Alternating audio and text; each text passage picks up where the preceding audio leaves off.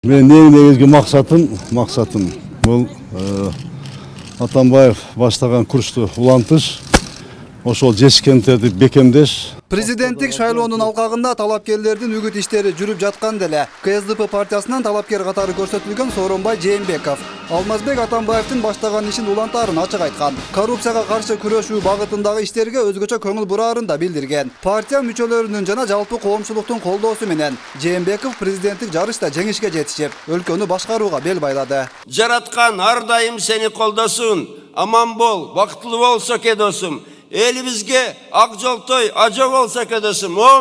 Омин. Чын эле Алмазбек Шаршеновичтин Атамбаевдин эмгеги чоң. Себеби баягы ортодон чыга калып, наркын уюштуруп, биякты уюштургандардын бардыгын чекелетип, кызматтан алып, четке чыгарып, камай турганын камап, мамлекетте мындай стабилдүүлүктү алып келгендиги бул анык.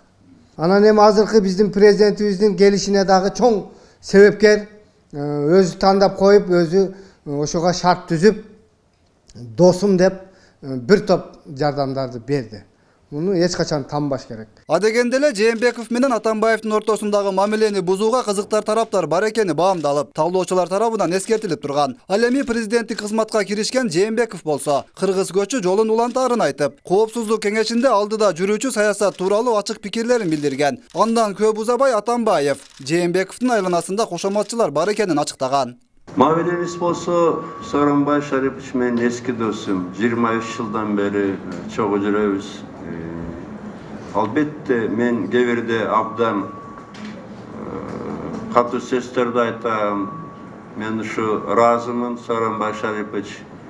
Кандай сөз айтсам дагы кабыл алып, менимче Кудай буйруса жакшы бир мындай натыйжаларды да чыгарат. Анткени менин да кыялым бир топ. Бирок мындай да мен айтпасам ага ким айтат?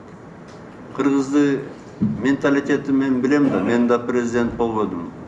Азыртан тим эле өзүнөн баштап тууган жакындарына чейин көкөлөтүп, негизи ал мен Сооронбай Шариповичке деле айттым, сөке мен муну көргөм, Акаев менен Бакиев менен дагы аягы жаман бүтөт да мындай нерсе. Аны мен айтпасам ким айтат?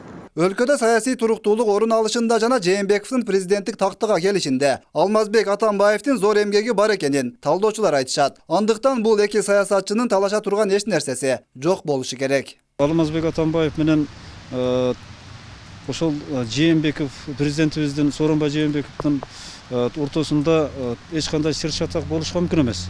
Себеби алар өздөрү бир командадан да, кызматтан түшүп калгандар, мурдагы атка минерлер, кайрадан бир жакшы кызматтарды көксөгөндөр. Эми ушул экс президент менен азыркы жаңы президентибиздин ортосуна бир келишпөөчүлүк, бир чагымдарды аралатышы мүмкүн, ар түрдүү бири-бирине сөздөрдү айтышы мүмкүн да. Мен ойлоймун, эки президенттин Кыргызстан татыктуу уулдары. Ал эми президент өз ыйгарым укуктарынын алкагында кээ бир жетекчилерди кызматтан алышынын артында Атамбаев менен пикир келишпестиктери жатат деген маалыматтар туура эместигин айткандар да бар. Жаңы жонун кадр алмаштыруу аракети мыйзам ченемдүү көрүнүш. Бардык мамлекеттерде өнүккөн прогрессивный мамлекеттердин бардыгында бир өлкө башчысы келгенде, ал эмес премьер-министр келгенде кабинетине бардыгын өзү формировать этет да. И тем более президент өзүнүн командасын формировать этет. Бийлик алмашкан сайын жаңы келген тарапка кошомат кылып көнгөн деген сын пикирлер, кээ бир маалымат булактары, анын ичинде мамлекеттик телеканалдарга карата да айтылууда. Коомдук пикирге дал ушул тараптардын берип жаткан маалыматтары терс таасирин тийгизип жатканы кошумчаланат. Кара яшик деп айтып атышат. Мына ошонун канчалык деңгээлде биз баягы идеологияны, же болбосо улуттук идеологияны, биздин улуттук кызыкчылыгыбызды колдоп, ошону мактап жактамайын биз өнүгүү татаалда кошоматчылыкты сыртка ташташ керек болду. Бүгүн кошоматчылыктын заманы өттү да.